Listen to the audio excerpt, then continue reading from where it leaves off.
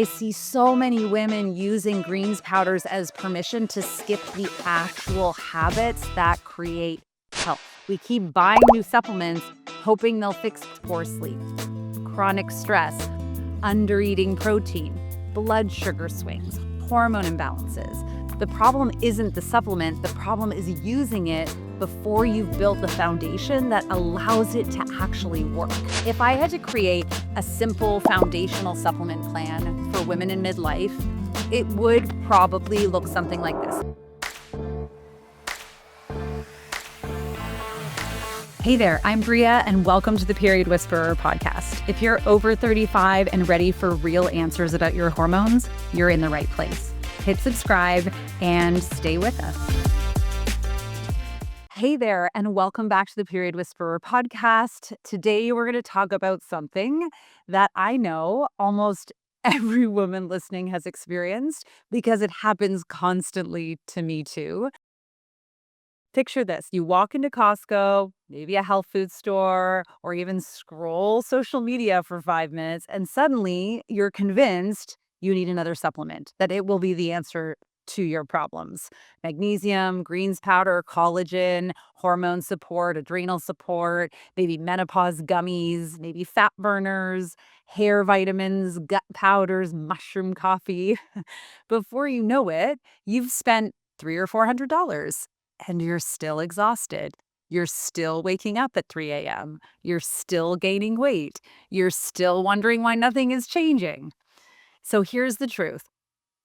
I think supplements have become a multi-billion-dollar industry because they sell hope. And don't get me wrong, I use supplements every single day. I recommend them to my clients all of the time, but only when they have a clear purpose. After working with well over 1,000 women, reviewing thousands of pages of functional lab work, and helping women navigate perimenopause and menopause for more than a decade now, I've learned something incredibly important. It's usually not that you aren't taking enough supplements, it's that you're taking the wrong ones at the wrong time for the wrong reason, or any one of those things. So today, this episode is really designed so that I can save you money and craziness in your head sometimes. We're going to talk about the supplements that I see women wasting the most money on. And then I'm going to tell you exactly where I would spend $300 if I was starting over. Hopefully, you don't have to spend $300, but I just want to lay it out for you. So before we get into the list, I really want to make something clear. This episode is not about banishing or bashing supplements.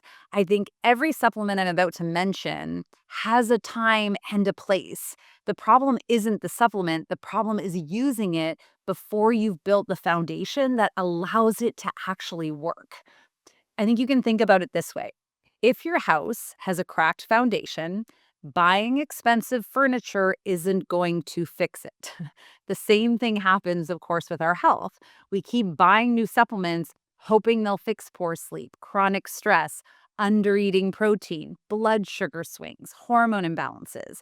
Instead of asking, what supplement should I take? I really want you to start asking, what is my body trying to tell me?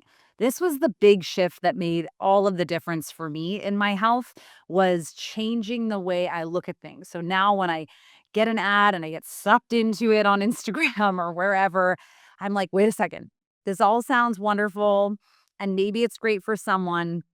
What is my body trying to tell me? Is this something that my body actually even needs supplementation for?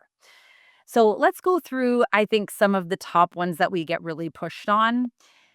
Supplement number 1, greens powders. Now, this one might surprise you. I don't hate greens powders. In fact, I love greens powders. I have been encouraging, I have been drinking AG1 or Organifi greens for years. It has been a game changer. It's something that I wake up, make my greens, and drink. I am a huge lover and fan of this. However, I don't think that they're vegetables. They are convenient. They are often packed with phytonutrients, which is huge for us. They're easy when you travel. I always take my greens with me no matter where I am in the world. It's the one thing I'll take for everywhere. but they don't replace chewing whole foods. They don't replace fiber from real vegetables. They don't replace eating enough protein.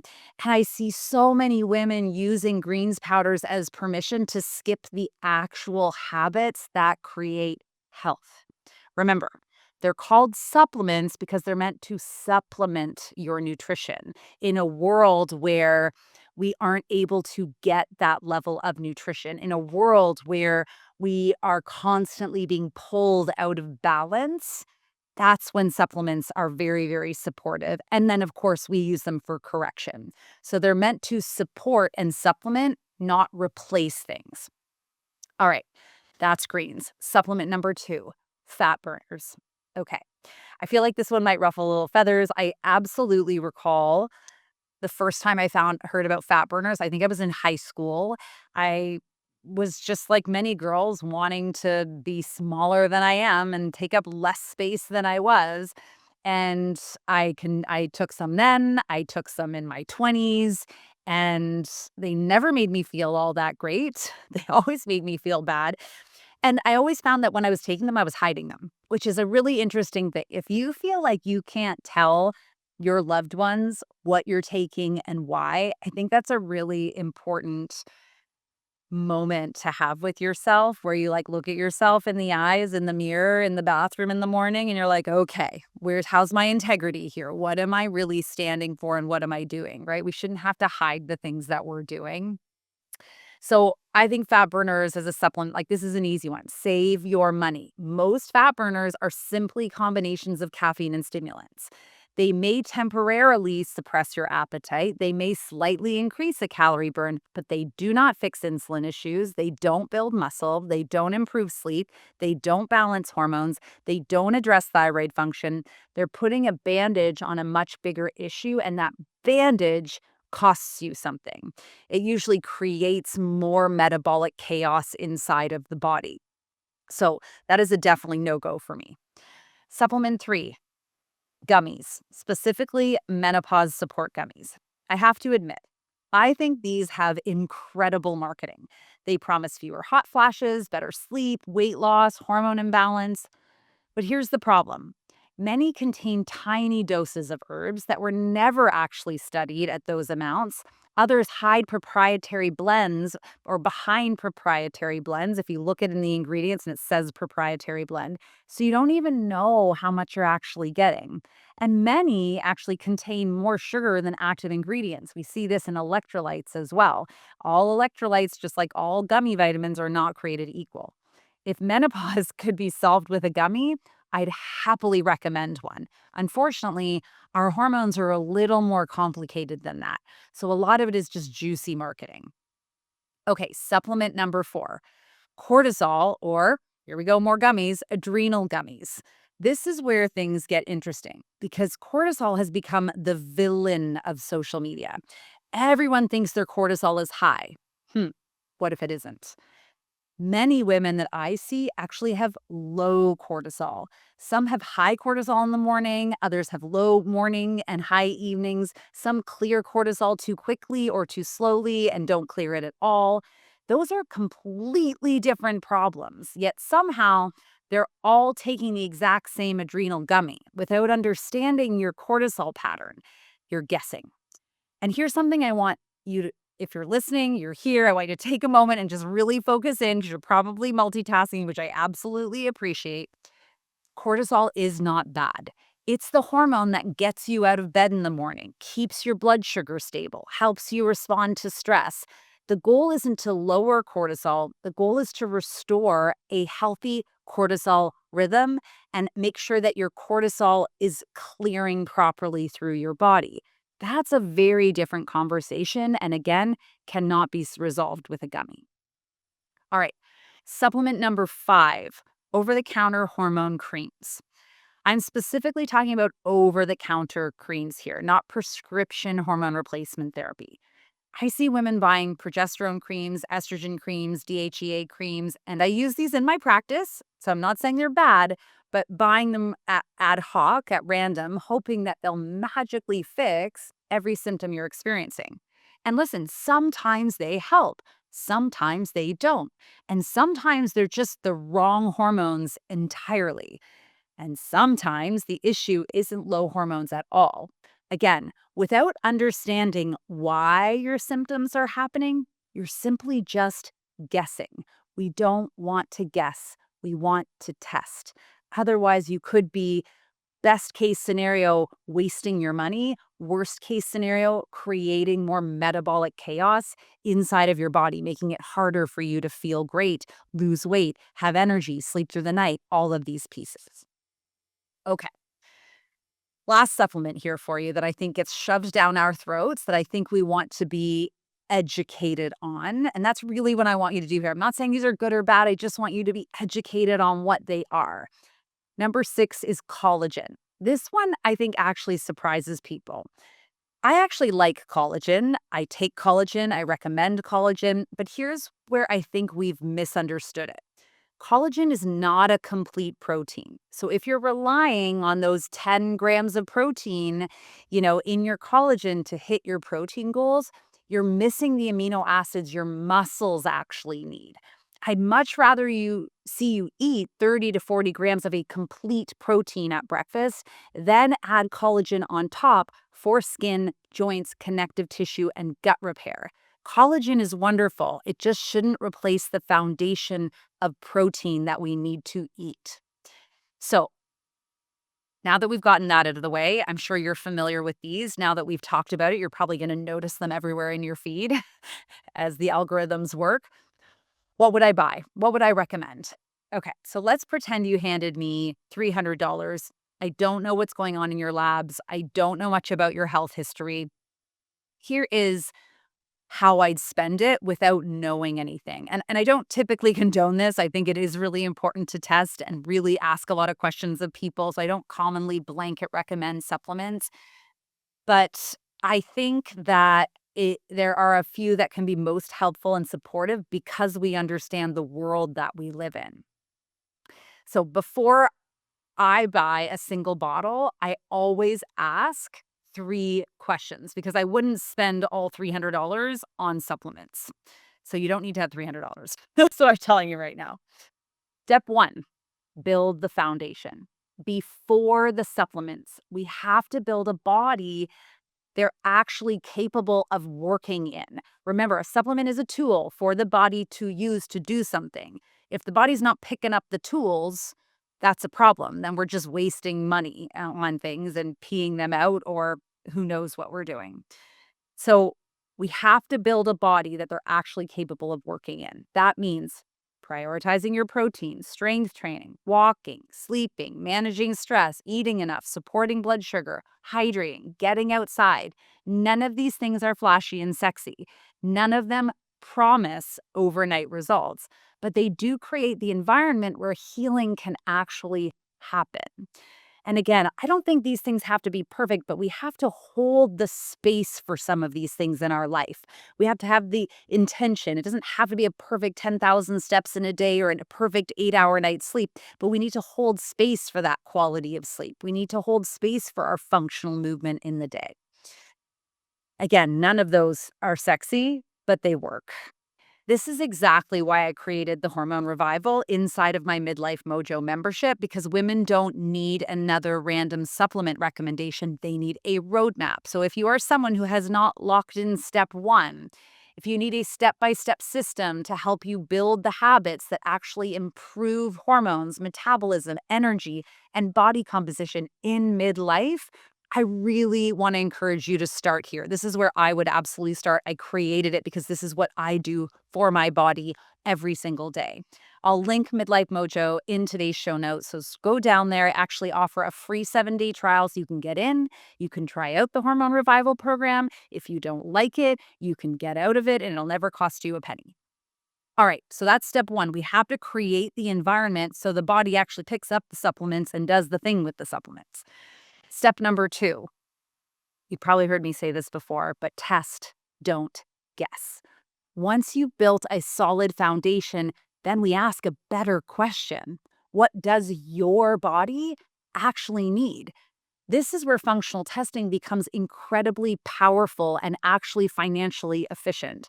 So it is an investment to pay for functional lab work, but if the results of that functional lab work is an exact blueprint of what you need to do to supplement, to correct, to support your body into optimization, it will be the best money and the only money that you need to spend. So instead of taking supplements because your friend recommended them or because an influencer swears by them, we look at data, right? We look at GI map testing. So we look at that gut microbiome. We look at Dutch testing. Look at all of your hormones, your sex hormones, your adrenal hormones, how they are metabolizing and detoxing in your body, their balance, your minerals. And we look at comprehensive blood chemistry. So not just the markers that tell a doctor whether you're diseased or not, but the markers that tell us where the leaks are in the hose, where the kinks are in the hose, how the function of your body is working. This gives us the why and the how. We always want to get down to the root cause. So, depending on your symptoms and your goals, these tests can uncover things like nutrient deficiencies, cortisol patterns, gut imbalances, thyroid dysfunction, hormone metabolism, inflammation, and blood sugar issues that no generic supplement can magically fix. In other words, looking at this, we can find the why are you not putting on muscle? Why is your weight not budging when you're putting that effort in or going in the wrong direction? Why can't you sleep through the night? Why are you having brain fog and energy issues throughout the day? Why is your libido nowhere to be found, right? We get to find all of these things because the best supplement is not the trendiest one or the one that has the most reviews on it. It's the one that your body is actually asking for.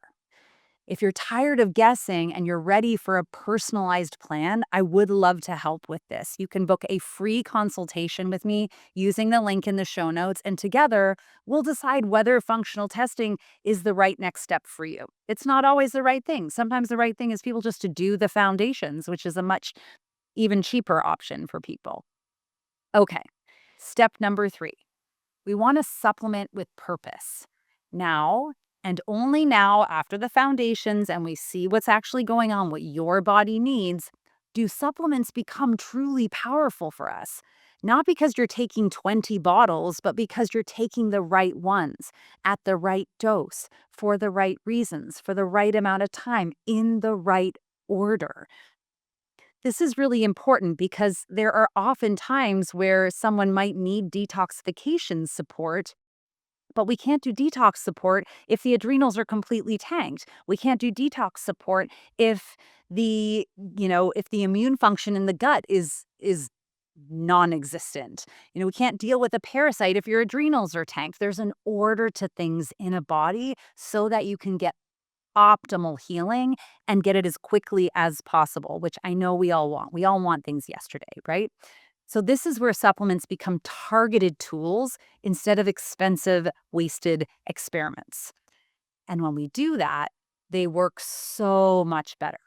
So, if I had to create a simple foundational supplement plan for women in midlife, it would probably look something like this. So, think of this like a maintenance thing that could be a bit cookie cutter for everyone. Doesn't mean you need all of these, but this could be a good supportive plan. These are the things that I pretty much commonly take because I know, and I'll tell you why as we go through them, based on the world that I live in, where I live in the world, how the world works, how much stress I experience, the age that I'm in, that I'm likely deficient in these things. And I could use extra support. Even if I'm okay, I could likely use extra support.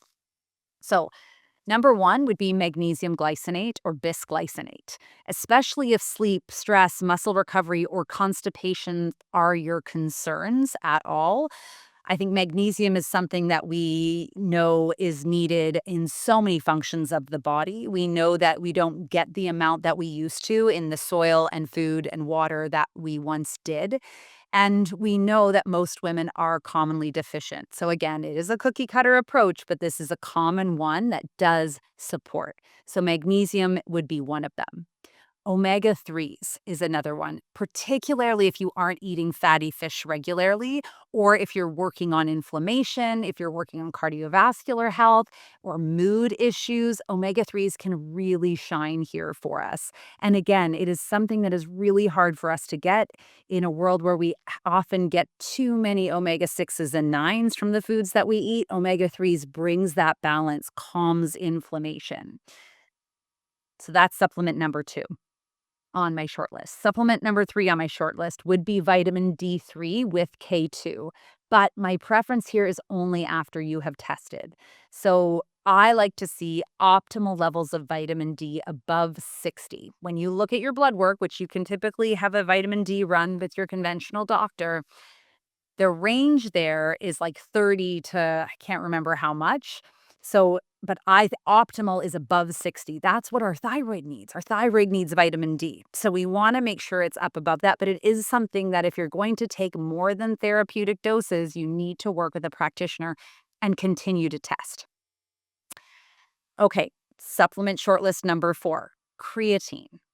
Sister, this we've talked about this before. It is not just for bodybuilders, which I used to think. It is one of the most researched supplements for preserving lean muscle, supporting bone health, improving recovery, and even benefiting brain function as we age. So I think, especially if you're active and you're working out, this is a really important one that can be high impact and always worth your time and money. Number 5 would be beam minerals, trace minerals, but I love the beam minerals. You hear me talk about them a lot here on the podcast.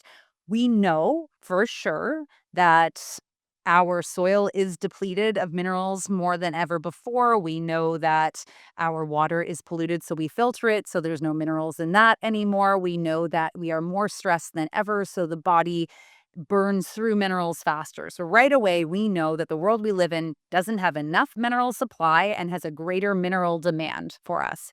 That's where I find trace minerals, full spectrum trace minerals or beam minerals are my favorite.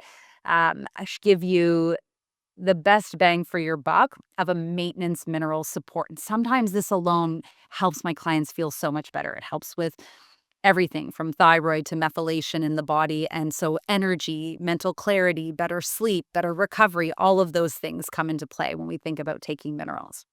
And finally, the last one I would consider purchasing and that I drink and use is a high quality protein powder if it helps you consistently hit your daily protein goals.